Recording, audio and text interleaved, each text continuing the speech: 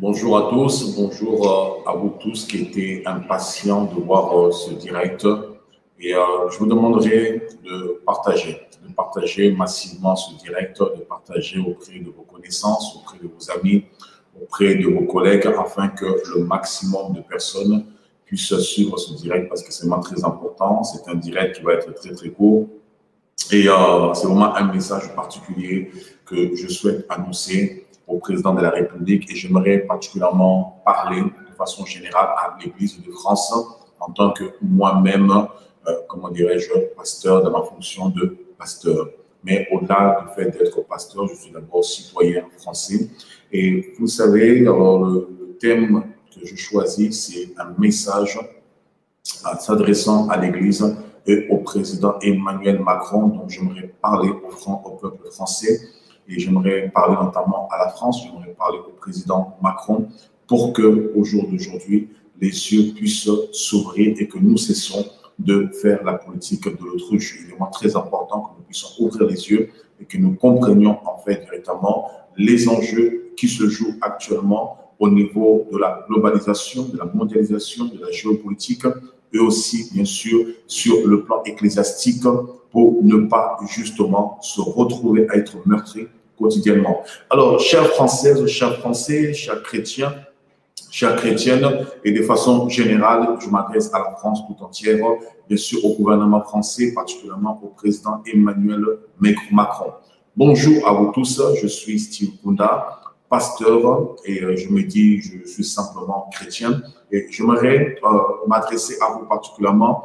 Comme vous le savez, ces derniers temps, nous avons assisté ces derniers temps à des événements qui ont meurtri notre pays, qui ont marqué notre pays de façon particulière et qui ont touché aussi notre civilisation. On a vu que cette année 2020 n'a pas été une année facile, qui a été marquée par plusieurs catastrophes et par-dessus tout cette Covid qui malheureusement a touché beaucoup de familles, qui a fait beaucoup de malades, beaucoup de morts malheureusement, et aussi particulièrement un des événements ou des événements majeurs qui ont touché la France dans son sein, en plein cœur, c'est notamment le terrorisme que la France a subi et qui a créé beaucoup de crispation, qui a créé beaucoup de douleur, qui a créé beaucoup de tristesse, qui a alarmé le peuple français, la nation française. Et je fais ce direct parce que déjà, premièrement, je m'adresse à la famille des victimes. Samedi dernier, il y a une commémoration au niveau national, si je peux dire ça ainsi, par rapport aux 3 victimes qui ont été touchées, notamment par le terrorisme, par cet acte ignoble, barbare, que je qualifie ainsi, parce que ôter une vie humaine sous prétexte au nom de Dieu, on se poserait la question, quel est-il, ce Dieu qui accepterait qu'on ôte une vie humaine aussi facilement alors que ce Dieu a créé l'homme non pas pour ôter sa vie, mais a créé l'homme pour lui donner la vie. Alors, comme je le disais, samedi dernier, il y a eu une commémoration de façon générale par rapport, il y a 2 semaines de cela, le décès de 3 personnes donc, qui ont subi cette attaque, notamment à la cathédrale de Nice. Donc, nous avons Vincent Lopez, qui a 55 ans, qui était le sacristain de la paroisse, donc c'était l'homme qui s'occupait de l'entretien de la paroisse de Nice particulièrement. Nous avons Simone Barreto notamment aussi, Silva, qui, cette femme avec 44 ans, qui malheureusement a laissé, comment ça s'appelle, des orphelins, 3 enfants orphelins, sans leur mère à cause de cet acte barbare. Et nous avons bien sûr Nadine, Simone plutôt Garel, nous avons Simone Garel, cette femme de 60 ans mariée et puis mère d'un enfant. Voilà, Nadine, excusez-moi, cette femme de 60 ans mariée et mère d'un enfant. Donc nous avons eu 3 décès particulièrement qui étaient une grande souffrance, qui était une grande blessure, une grosse plaie dans le cœur des familles et ma pensée va tout droit à ces 3 familles. Ma pensée va tout droit à ces 3 familles, donc cet homme de 55 ans, cette femme de 44 ans et cette femme de 60 ans qui ont malheureusement perdu la vie à cause, je dis clairement à cause de leur foi, parce qu'ils se retrouvaient dans un lieu de prière pour pouvoir prier et ils ont perdu la vie alors qu'ils avaient simplement besoin de se retrouver, de communier en fait, de se retrouver avec eux-mêmes, avec la spiritualité, de se connecter à la spiritualité. Et parce que ces personnes étaient chrétiennes, ont fait l'objet, ont subi cette attaque macabre et barbare. Alors mes pensées vont tout droit et sincèrement aux familles défuntes de ces personnes, leurs enfants, leurs époux, leurs familles proches, leurs familles éloignées. Je compatis particulièrement à la blessure, à la souffrance qu'il peut avoir profondément dans leur cœur, la douleur qu'il y a dans leur cœur, mais parce que ces personnes ont été, comment dirais-je, touchées comment dirais-je, dans leur foi, dans leur sein, ont été touchées en fait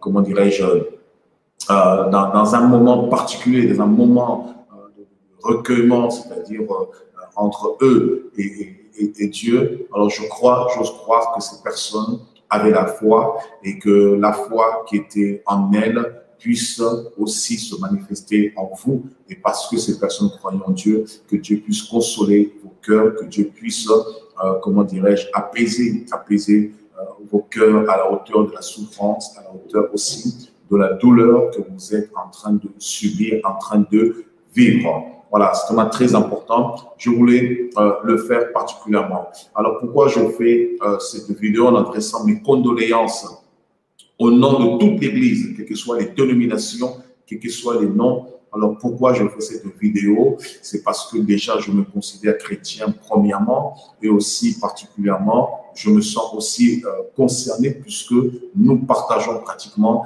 la même foi, la foi en Jésus. Et c'est aussi mon devoir et je me sens d'autant encore plus concerné parce que l'année 2019, pendant 6 mois, je n'ai guère cessé de proclamer que l'année 2020 sera une année catastrophique, calamiteuse, sera une année de souffrance, de douleur, une année aussi qui va être symbolisée, caractérisée par la montée de l'islamisme ou du radicalisme et aussi une année qui va être une année de persécution, particulièrement de manière ouverte, franche, envers les chrétiens. Et je n'ai pas arrêté de parler de cela toute l'année pratiquement 2019, exactement du mois de mars jusqu'à novembre. Donc, pratiquement 6 mois. 6 mois facilement. Je n'ai guère cessé de parler de cela, que l'année 2020 sera une année catastrophique, sans m'imaginer réellement ce que nous allons vivre de plus près.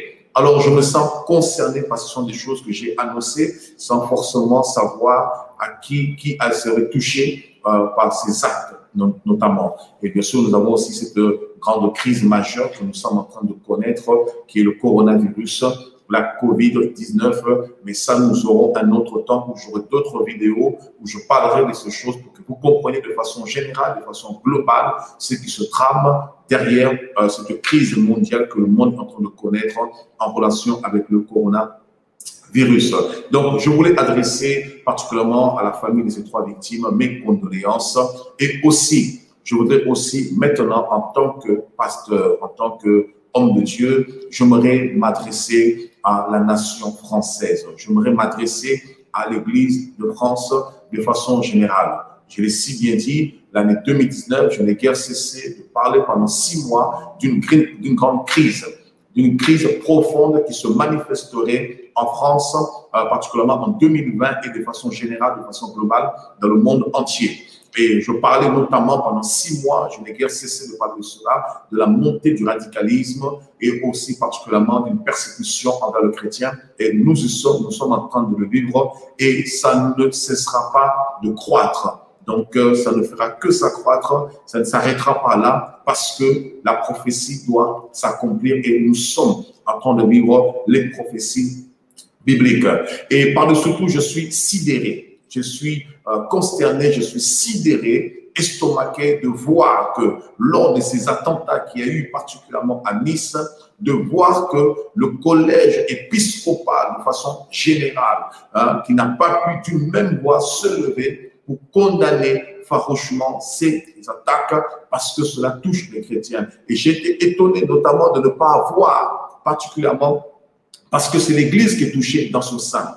Peu importe la dénomination ou la circonstance, l'Église a été touchée dans son sein et j'ai été consterné, j'ai été estomaqué, j'ai été totalement sidéré de ne pas avoir un élan de solidarité dans la communauté chrétienne, protestante, évangélique, pentecôtiste de façon globale. Il n'y a pas eu un élan de solidarité afin de s'associer aux victimes, aux familles de victimes et d'une même voix pour condamner cela et que l'Église prenne position parce que peut-être nous ne nous sentons pas concernés dans la mesure où, excusez-moi, ça touche les catholiques. Alors nous oublions, nous chrétiens, que nous ne pouvons pas nous dissocier des catholiques. Il est très important que nous comprenions que nous sommes aussi catholiques. Catholique veut dire l'Église universelle. Même si on se dissocie du catholicisme romain, mais là, nous ne sommes pas là pour parler du point doctrinal, nous sommes là pour parler de vie et quelque part de la croyance commune que nous avons ensemble en Jésus. Et concernant les points doctrinaux, c'est des choses qui peuvent nous diverger, bien sûr, mais néanmoins qui peuvent aussi nous rassembler lorsque nous enseignons autour d'une table, lorsque nous enseignons cela. Mais ce qui est important, c'est notre foi commune, c'est la foi en la personne de Jésus-Christ. Alors, j'ai décidé totalement. Alors, je me suis dit, je prendrai la parole au nom de l'Église de façon générale, peu importe l'Église, pour pouvoir me joindre en tant que pasteur, me joindre à ces familles catholiques qui étaient dans l'Église catholique, dans une paroisse à Nice, pour pouvoir louer leur Dieu, pour pouvoir se recueillir dans la présence de leur Dieu. Et à cause de leur foi, ils ont été la cible d'un groupuscule, comment ça s'appelle, intégriste, qui malheureusement, à travers ce jeune homme, a pu malheureusement leur ôter la vie. Alors, en tant que chrétien, je me lève et je me pose fermement à cela et je demande, c'est un appel que je lance, je demande véritablement qu'il est temps dans ce pays, dans la France où nous sommes, il est temps que l'Église retrouve sa lettre de noblesse. Il est temps que l'Église se lève comme une seule âme. Il est temps que l'Église se lève comme une seule armée. Nous ne pouvons pas espérer voir la nation française changer, transformer, si l'Église ne comprend pas son rôle. Si l'Église ne saisit pas sa vocation, nous ne comprendrons point. J'ai annoncé que l'année 2020 marquerait une autre ère, un autre cycle. L'année 2020 marquerait particulièrement la montée profonde de l'islam qui deviendrait la première religion de France. Oui, et particulièrement aussi une grande persécution qui va s'abattre envers les chrétiens dans le monde entier. Et c'est pourquoi je tiens à tirer la sonnette d'alarme. Je tiens à tirer la sonnette d'alarme, à attirer l'attention des pasteurs, à attirer l'attention, comment s'appelle, des prêtres, à attirer l'attention des fidèles, des chrétiens, des croyants, pour comprendre que nous sommes en train de vivre de temps cruciaux. Nous sommes en train de vivre une époque assez particulière, une époque charnière où il est temps que les chrétiens doivent revenir à la parole de Dieu. Les chrétiens doivent prendre de plus en plus au sérieux leur engagement avec Dieu, considérer davantage leur foi. Alors, j'adresse ce message au président de la République suite à tout cela. Nous avons vu beaucoup de réactions politiques notamment, et le président de la République qui demanderait, qui disait que le Premier ministre se rassurait que tous les lieux de culte seront notamment surveillés. Alors c'est alors que j'adresse un message particulier au président de la République. Comment pourriez-vous, cher son Excellence, notre président Emmanuel Macron, comment pourriez-vous sécuriser tous les lieux de culte alors que nous savons que les effectifs en fait, de nos militaires en France sont à peine un nombre de 261 000 personnes. Et dans ces 261 000 personnes, 69 000 plus ou moins, en tout cas moins de 270 000, nous comptons plus ou moins 210 000 personnes intégrant l'armée, je parle le corps militaire, et 60 000, entre 50 et 61 000 civils, ce qui nous amène plus ou moins à 270 000 personnes composant en fait l'armée française, si on peut dire cela ainsi. Comment pourriez-vous sécuriser tous les lieux de culte, alors que nous savons particulièrement en France nous avons 45 000 églises catholiques en France. Nous avons 45 000 églises catholiques en France, sans compter, bien sûr, les 2500, pratiquement 2500 mosquées qui se trouvent en France, si vous comptez, bien sûr, les sécuriser aussi, et sans compter, lorsque je parle de 45 000 églises catholiques, paroisses catholiques en France, sans compter, bien sûr, pratiquement 15 000 qui sont classées en monuments historiques, et bien de ce 45 000 paroisses catholiques, il ne faut pas omettre notamment les églises protestantes. Et quand je parle des églises protestantes, je parle notamment des églises luthériennes, calvinistes, méthodistes, baptistes, pentecôtistes, évangéliques, anabaptistes, adventistes, et sans omettre aussi, entre guillemets, tous ceux qui sont classifiés, considérés ou plus ou moins dites comme sectes, c'est-à-dire témoins de Jéhovah, les mormons, la scientologie, etc. Alors, comment comptez-vous vous prendre pour sécuriser tous ces lieux de culte? Cela s'avère un calcul et une science totalement inexacte, un calcul ou une méthodologie qui sera totalement compliquée à sécuriser tous les lieux de culte. Cela ramènerait éventuellement à mobiliser tout le corps militaire de l'armée française, spécialement au lieu de culte, sans compter tout ce que nous sommes en train de vivre en ce moment avec les mesures barrières que nous vivons. Il faut mobiliser un grand nombre de soldats, notamment pour veiller au bon ordre, au bon respect des principes fondamentaux. Alors nous voyons tous une équation assez terrible qui n'est pas du tout facile, un exercice qui n'est pas facile pour le président de la République, et nous pouvons le comprendre parce qu'on ne peut pas maîtriser le flux du terrorisme. Je le comprends tout à fait, puisque cela peut frapper à tout moment. Mais là où j'aimerais interpeller le président de la République et tirer davantage son attention, il est important de comprendre que la France, son Excellence, Monsieur le Président Emmanuel Macron, il est important de comprendre que la France est la fille aînée du catholicisme. Et il est important de comprendre que la France a une racine judéo-chrétienne. Tant que vous renierez cela, tant que vous refuserez d'admettre cela, quand je parle d'admettre cela, que ce ne soit pas simplement une forme de théorie, que cela soit mis en pratique véritablement, alors la France continuera à souffrir dans son sein. La France continuera à être meurtrie tant que vous rejeterez la racine même, le socle, comme vous le savez, le socle même qui forme la civilisation française, le socle même qui forme la France même, ce sont ces trois villes qui sont Athènes, Rome et Jérusalem, qui incarnent la philosophie, le droit et la religion. Donc la racine même de la civilisation française, je peux dire ainsi, est une racine judéo-chrétienne.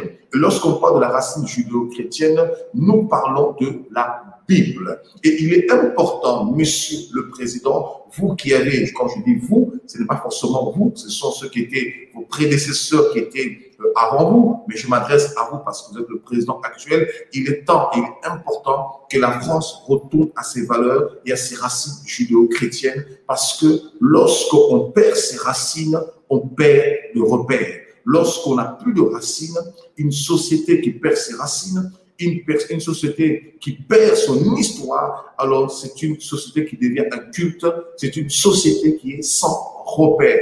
Et ce n'est pas étonnant que la France est en train de souffrir dans son sein parce que vous avez rejeté la racine qui fait même le socle de Dieu, le socle de la France, la force de la France, littéralement Dieu. Et il est important que la France revienne à ses racines, que la France revienne à Dieu. La Bible déclare « Heureux la nation dont l'Éternel est Dieu ».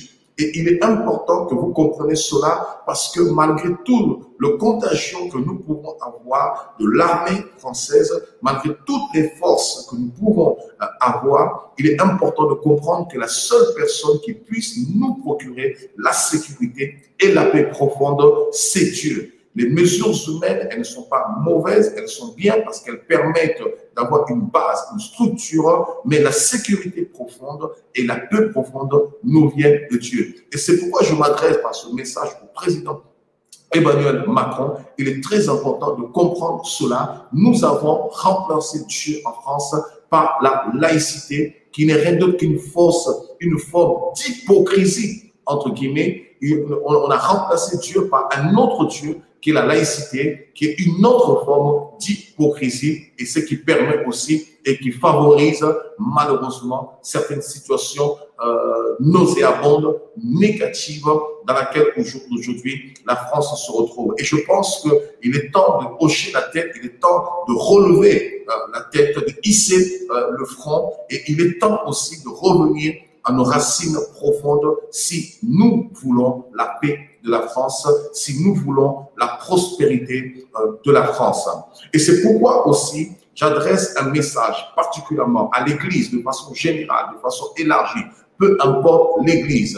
Et j'appelle particulièrement l'Église à se mobiliser pour porter la France dans la prière, pour porter nos gouvernements dans la prière, pour que Dieu leur donne une orientation, que Dieu leur donne une direction, pour que nos gouvernements reviennent véritablement à Dieu, reviennent au Dieu judéo-chrétien, au Dieu de la Bible, pour que Dieu soit la guérison de nos nations. Pendant que je suis en train de vous parler dans mon esprit, je sens que l'année 2021 sera une année assez charnière, aussi une année particulière. Je suis en train de voir dans le Haut-Rhin, j'entends dans mon esprit Haut-Rhin. Je suis en train de voir l'année 2021, j'aimerais que vous puissiez noter cela. Je vois 6 attentats. Je vois 6 attentats comment ça s'appelle, en France, mais particulièrement dans le Haut-Rhin. Je vois un attentat qui va faire des dégâts mais énormes dans le Haut-Rhin. Je ne sais pas, mais je suis en train de ressentir ça dans mon esprit. C'est comme une image qui apparaît devant moi. Donc, il y a comme un attentat qui va se faire particulièrement dans le Haut-Rhin, mais je vois 6 attentats. 6 attentats qui sont en train de se perpétrer en France, mais qui vont faire beaucoup de dégâts dans l'année 2021. Je vois aussi beaucoup de catastrophes. Nous avons beaucoup de catastrophes maritimes. Je vois comme la Charente qui est totalement balayée. Je vois des inondations, mais des grandes inondations en Île-de-France, comme il n'y a jamais eu particulièrement en France. Je dis bien l'année 2021, exactement, je suis en train de me situer exactement dans la première période de l'année. Nous sommes entre avril, juin, quelque chose comme ça. Il y a comme une inondation qui est en train de se produire, particulièrement une inondation. Nous sommes dans cette période-là, entre avril, juin, mars, juin. C'est cette période particulièrement, une grosse inondation, je suis en train de voir dans la région parisienne, mais dans mon esprit, c'est fort, vraiment, je vois 6 attentats. Dans l'écran, pendant que je suis en train de parler, je vois 6 attentats qui sont en train de se perpétrer en France dans l'année 2021, particulièrement au niveau du Haut-Rhin, un attentat qui va faire beaucoup de dégâts. Et j'aimerais vraiment interpeller le gouvernement français. Il est temps de tourner le regard vers Dieu. Il est temps de revenir au Dieu de la Bible, que Dieu de la Bible qui a été le fondement de la civilisation française, et ça c'est très important. Je tiens à bénir le peuple français. Et je veux vraiment lancer cet appel pour tous les pasteurs, pour tout le collège épiscopal, catholique, le protestantisme, peu importe les horizons, peu importe la ligne doctrinale, peu importe les bords, je lance un appel solennel à tous les chefs religieux. Premièrement, d'abord, les chrétiens, puisque c'est les chrétiens qui ont été touchés, qui ont été meurtris, qui ont été frappés, et bien sûr, et cet appel élargi à toute la nation française.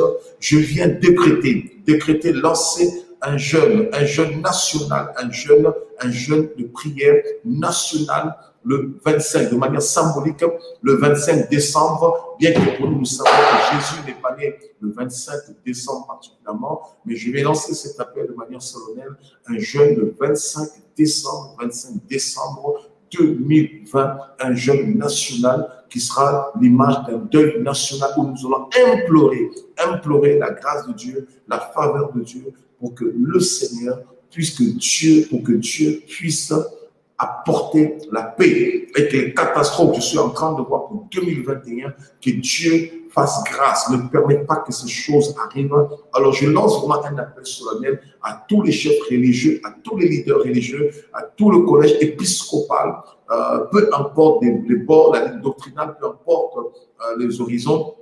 je lance un appel pour une mobilisation du 25 décembre qui est considérée comme étant la naissance de Jésus. Nous savons clairement que Jésus n'est pas né le 25 décembre et encore moins, ce n'est pas la naissance du Messie. C'est une fête totalement païenne, mais parce que de façon globale et globaliste, le monde considère le 25 décembre comme étant la naissance de Jésus. Alors nous allons servir de cette journée, de cette date, particulièrement pour décréter pour un jeûne et prier, pour prier en faveur de la France, pour que Dieu puisse inverser la vapeur. Que Dieu bénisse le peuple français, que Dieu bénisse tous les Français, que Dieu bénisse la terre française, parce que c'est à cela que Dieu nous appelle, de bénir la nation dans laquelle nous sommes. La Bible déclare dans Jérémie chapitre 29, verset 7, priez pour la nation dans laquelle vous êtes, car votre bien en dépend. Lorsque la France est meurtrie, nous sommes aussi meurtris. Alors je bénis la France, je bénis le président Emmanuel Macron, je bénis son gouvernement, je bénis toutes les autorités qui nous gouvernent, qui nous dirigent, peu importe leurs décisions, je le remets entre les mains du Seigneur. Je bénis la terre française, je bénis les Français, je bénis les Françaises, que la grâce de Dieu abonde, là où la calamité, là où la souffrance, là où l'agonie a pris place, que le Seigneur, Dieu Tout-Puissant, Jésus, apporte la paix profonde dans les ménages, dans les familles, apporte la restauration dans le nom de Jésus-Christ. Que Dieu vous bénisse. C'était le pasteur Steve Kuna. À très bientôt.